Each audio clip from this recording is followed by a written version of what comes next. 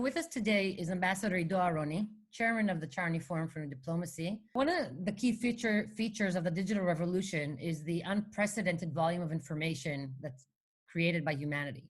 The global crisis created by COVID-19 has exacerbated this information overload. Could you please share your thoughts? When people are faced with too much information, it impairs their ability to make decisions. It heightens the level of anxiety, and as a result, it makes them seek simple solutions to highly complex problems. That's probably the biggest damage of information overload. It impairs our ability to make decisions based on relevant information.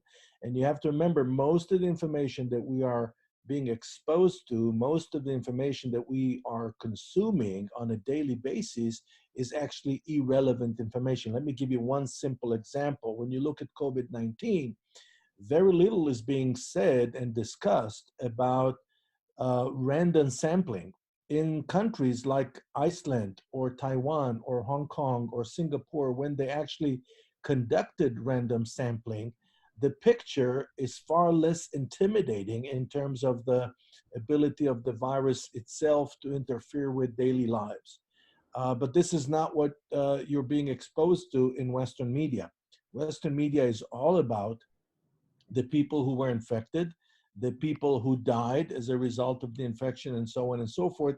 The way to avoid the hazards of information overload is to construct yourself your own informational feed based on verified informational resources. One of the most dangerous things is to rely on unverified sources. For example, WhatsApp groups are infamous for sharing information that is not verified. It's very dangerous during these times to rely on new information sources that are not verified. There is no one globally and universally recognized verification methodology yet. Hopefully one day it will exist. You are an expert on branding. What opportunity do you think COVID-19 serves?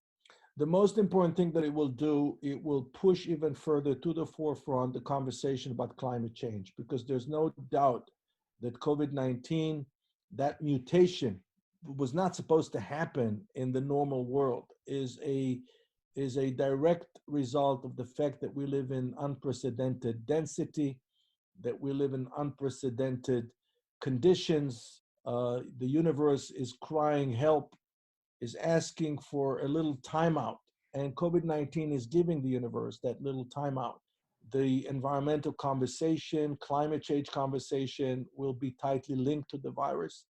I think that the fact that the world stopped and nothing happened is also a great argument on behalf of the environment. When you look at the airlines, when you look at all the industries, when you look at all the things that stopped, and the process of recuperation will be a very long one. It's going to be a very painful one, but I think that there'll be growing awareness to the need to consume responsibly as a result of COVID-19 crisis. As citizens who play a role in new diplomacy, what opportunities do you identify that will grow or can grow? It looks like the COVID-19 crisis brought back the centrality of government and brought back nationalism.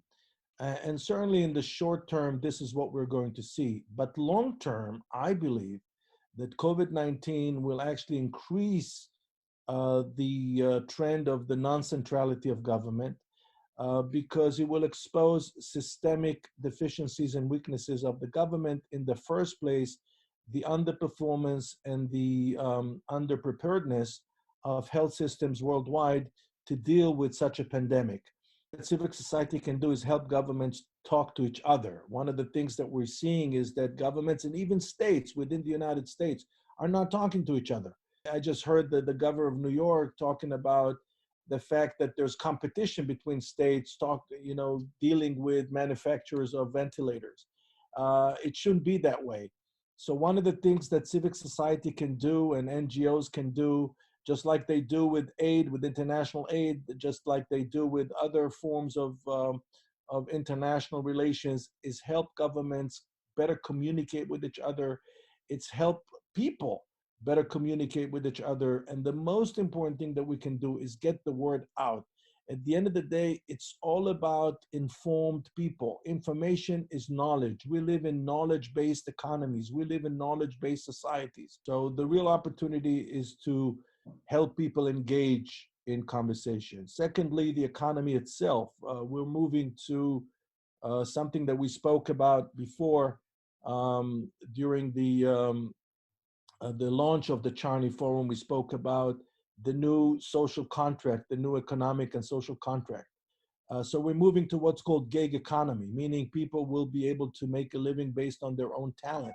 There are already platforms like that. For example, Fiverr, which is an Israeli platform that is allowing people to make a living based on their own talent. This is where we're going. This is the opportunity, the democratization of knowledge, the democratization of economy, and the democratization of diplomacy. This is really the big opportunity.